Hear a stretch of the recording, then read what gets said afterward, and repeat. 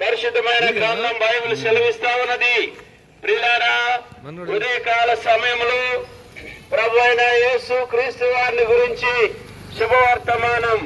అదేమనగా, ఇదిగో ప్రజలందరికీ కలగబోయే మహా సంతోషకరమైన శుభవర్తమానం. దావీదు పట్టణమందు మీ కొరకు రక్షకుడు పుట్టి ఉన్నాడని పరిశుద్ధమైన గ్రంథములో సెలవిస్తూ ఉన్నది. ప్రియులారా, మహా సంతోషకరమైన శుభవర్తమానం. ప్రియులారా, సంతోషము సమాధానం అంటే మరి లోకములో ప్రతి మానవునికి ఇష్టమే, అంగీకారమే. గాని ఆ సంతోషము, ఆ సమాధానము, ఆ ఆనందము ఎక్కడ ఉన్నది, ఎలా వచ్చును అంటే ప్రభు అయిన యేసు క్రీస్తు వారి ద్వారా ఈ లోకంలోనికి సమాధానము, శాంతిని, నెమ్మదిని దేవుడు అనుగ్రహించేవాడిగా ఉన్నాడు. ఎందుకయ్యా అంటే మానవుడు సమాధానము, నెమ్మది, ఆ యొక్క ఆనందాన్ని కోల్పోతూ వచ్చినాడు. ఎందుకు, దేనివల్ల సమాధానం కోల్పోయాడంటే హృదయం అంట మోసకరమైన వ్యాధి కలిగిందంట. మానవుని హృదయంలో పాపము దాగి ఉండటం ద్వారా మానవునికి నెమ్మది, సమాధానము, శాంతి, ఆనందము కోల్పోయిన వాడిగా ఉన్నాడు. ప్రియులారా, హృదయం అంట మరి పాపంతో నిండి ఉండటం ద్వారా మానవునికి నెమ్మది లేదు. అయితే లోకరక్షకుడు యేసు ప్రభువారు మానవుని హృదయంలో ఉన్న పాపాన్ని తీసివేసి నెమ్మది, సమాధానం, ఆనందము దయచేయడానికి 2024 సంవత్సరాల క్రితమే ఈ లోకాన జన్మించాడు. దేవుడు ఎలా జన్మిస్తాడయ్యా అంటే గ్రంథంలో రాయబడుతూ వచ్చింది. కన్యక గర్భవతి అయి కుమారుని కనును, ఆయనకు యేసు అని పేరు పెట్టబడును. యేసు అనగా తన ప్రజలను వారి పాపముల నుండి ఆయనే రక్షించును గనుక ఆయనకు యేసు. ప్రియులారా, యేసు ప్రభు ఎవరంటే మానవులను రక్షించడానికి ఈ లోకానికి వచ్చిన లోక రక్షకుడు. దేవుడు లోకమును ఎంతో ప్రేమించెను. ఆ ఎంతో అనేదానికి ఆ అర్థమే లేదండి. ఆ ఎంతో అనేదానికి ఫుల్ స్టాప్ లేదు. ఎంతగా మానవుణ్ణి ప్రేమించాడని మనం ఒక అంచనాకు వస్తే గనుక తన ప్రాణము పెట్టినంతగా మానవుణ్ణి రక్షించడానికి లోక రక్షకుడిగా పుట్టిన దేవుని కుమారుడైన యేసు ప్రభువారు ఎంతగా రక్షించాడంటే తన ప్రాణమును నీ కొరకై, నా కొరకై బలిగా అర్పించేంతగా ఆ ప్రాణాన్ని దారిపోసాడు. ఎందుకయ్యా మానవుని దేవుడు అంతగా ఎందుకు ప్రేమించాలి అంటే, ప్రియులారా, ఆదికాండం 1వ అధ్యాయము 26వ వచనములో దేవుడు సెలవిచ్చాడు, తన స్వరూపమందు తన పోలిక చొప్పున మానవుని నిర్మించదమని. ప్రియులారా, మానవుని నిర్మాణము, మానవుని పోలిక దేవుని పోలిక. అయితే మొట్టమొదటి మానవుడైన ఆదాముకి దేవుడు ఆత్మనిచ్చాడు. ప్రియులారా, ఆత్మ నరకానికి వెళ్ళకూడదని, ఆత్మ పాతాళానికి వెళ్ళకూడదని లోక రక్షకుడు జన్మిస్తూ వచ్చాడు. ప్రియులారా, దేవుడు మానవులు సృజించినప్పుడు ఆజ్ఞ అతిక్రమించడం ద్వారా పాపంలో పడిపోతూ వచ్చాడు. ఆ పాపం నుండి విడిపించడానికే యేసు ప్రభు ఈ లోకానికి వచ్చి మరి 33.5 సంవత్సరాలు జీవించాడు. ప్రియులారా, ఆయన జీవించిన జీవిత కాలంలో మంచి పనులే చేశాడు. అనేకులకు మేలు చేశాడు.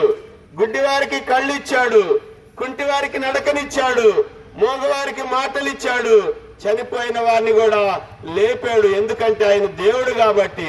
అయితే యేసు ప్రభువారు చివరకు చెరువులో చనిపోతూ వచ్చాడు. ఎలాగయ్యా అంటే ఘోరమైన మరి శిలువ మరణం. ప్రియులారా, తప్పు చేసిన వారికి శిక్ష విధించటం న్యాయమే. అయితే యేసు ప్రభువారు ఏ తప్పు చేయలేదండి, ఏ పాపం ఎరగడండి. ఆయనలో పాపం అనేది లేదు.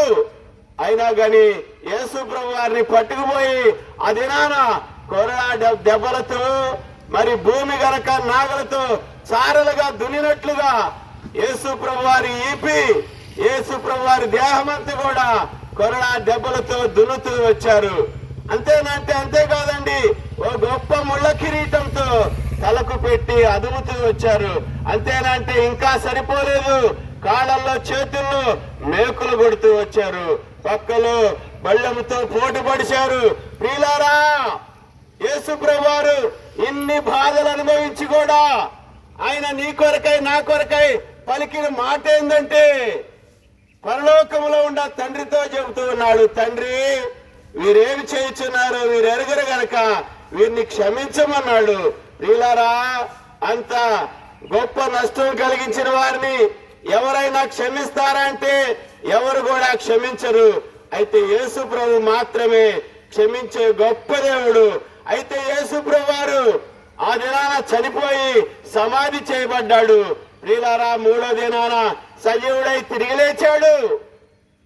నేను ప్రకటించే యేసు ప్రభు వారు, మేము ప్రకటించే యేసు ప్రభు వారు 3వ దినాన మరణమును సమాధిని ఓడించి సజీవుడై తిరిగి లేచాడు. ప్రియులారా, ఈ చెప్పే నేను కూడా ఒకప్పుడు పాపంలో పుట్టిన వాడిని, పాపంలో నెమ్మది లేక జీవించిన వాడిని, మరణ భయం నన్ను పట్టుకుంటూ వచ్చింది. అయితే ఈ పరిశుద్ధమైన గ్రంథములో బైబిల్లో మాటలు నాకు దొరుకుతూ వచ్చాయి. ఇలాగే యేసు ప్రభు వారి గురించి చెబుతూ వచ్చారు. నా భయానికి నా పాపానికి పరిష్కారం దొరికింది.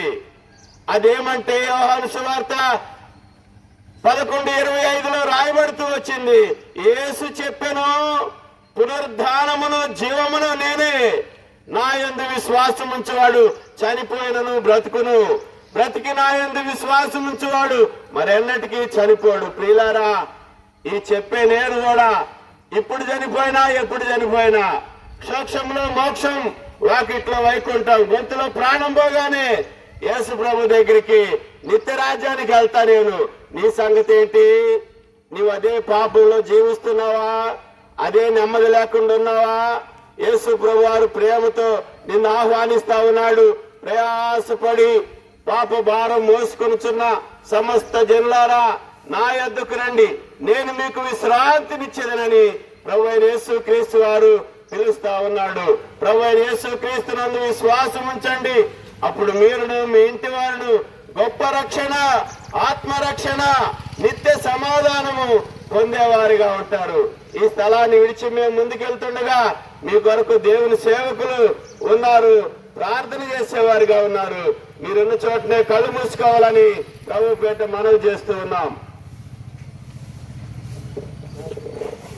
ఓకే, స్తోత్రాలు మీకు మనవాడు తెలుసుకున్నావా?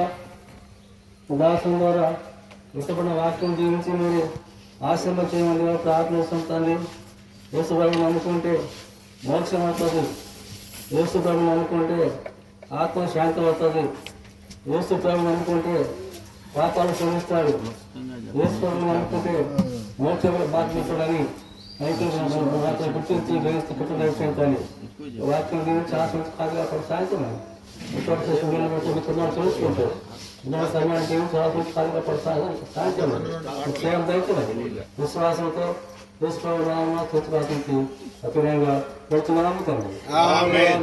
చెప్పండి, జయమని యేసుక్రీస్తు వారికి, పాపుల రక్షకుడు యేసుక్రీస్తు వారికి, ముక్తి ప్రదాత యేసుక్రీస్తు వారికి, శాంతి సమాధానమునిచ్చే యేసుక్రీస్తు వారికి, పునరుద్ధారుడైన యేసుక్రీస్తు వారికి, భూమి మీద పాపములు క్షమించే అధికారం కలిగిన యేసుక్రీస్తు వారికి వందనాలు చెల్లించుకొచ్చినాం.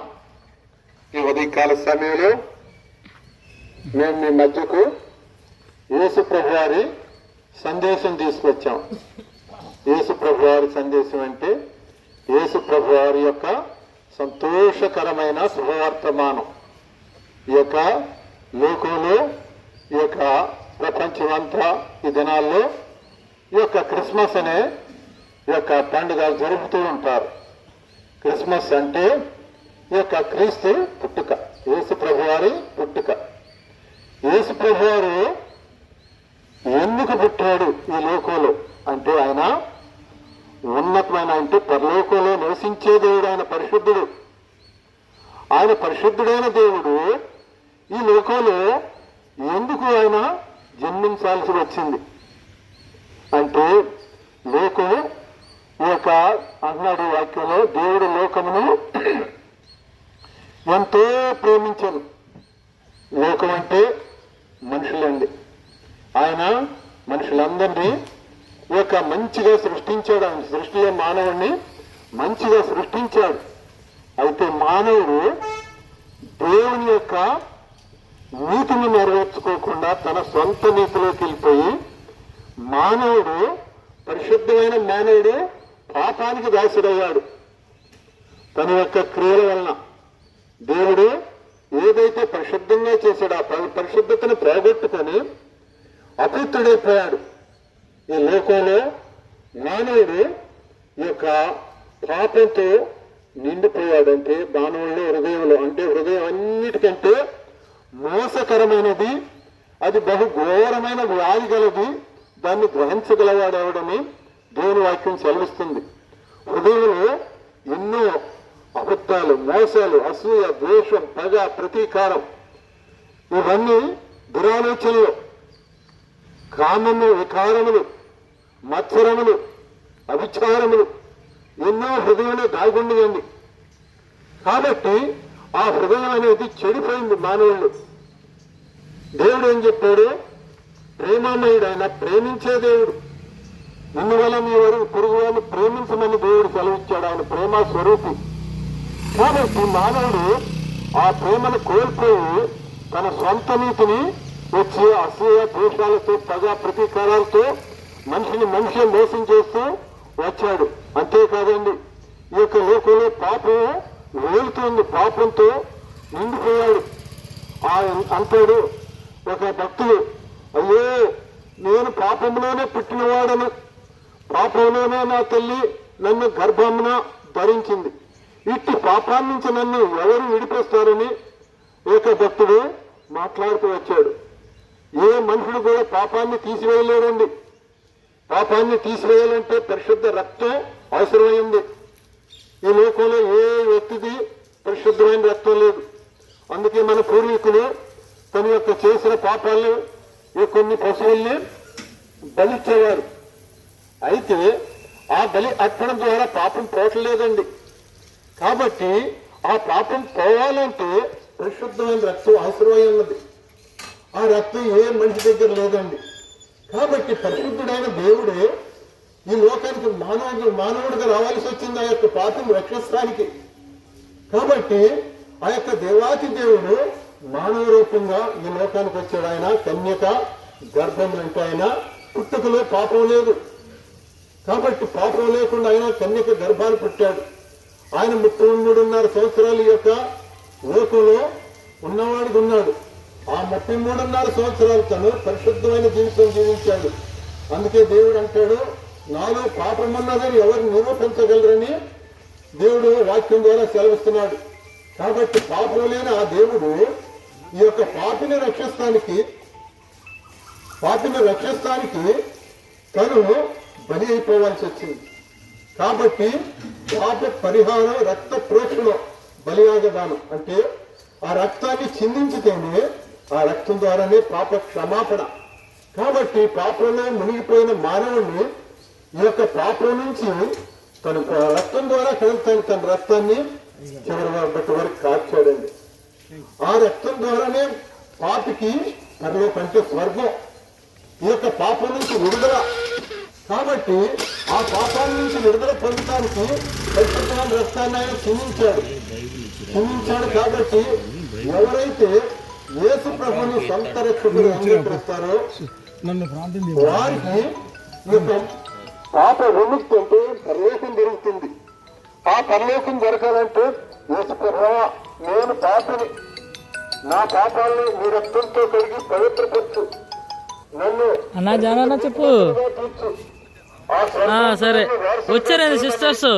హృదయంలో విశ్వసించిన సరే మరి వెళ్తున్నా. సూక్ష్మంగా మోక్షాన్ని. కాబట్టి యేసు ప్రభు నీ యొక్క పాపాలన్నింటినీ కలిగి నిన్ను పరిశుద్ధులుగా చేస్తాడు. ఆ యొక్క స్వర్గాన్ని నీకు ఉచితంగా ఇస్తాడు. సరే బాబు అంకుల్. ఈ యొక్క మనిషి రూపంలో ఉన్నప్పుడే ఇది నీకు తెలియపరుస్తుంది. బైబిల్ ఇచ్చారు. బైబిల్ వాళ్ళు బైబిల్ ఇచ్చి రమ్మన్నారు. అందుకు కాబట్టి అన్నా మీరు దగ్గర ఉంచండి. రక్షకుడు అంగీకరిస్తేనే స్వర్గానికి వెళ్తాడు. లేదని పాపగానే మరణిస్తే కొంచెం దగ్గరికి రండి అన్న. పాపగానండి.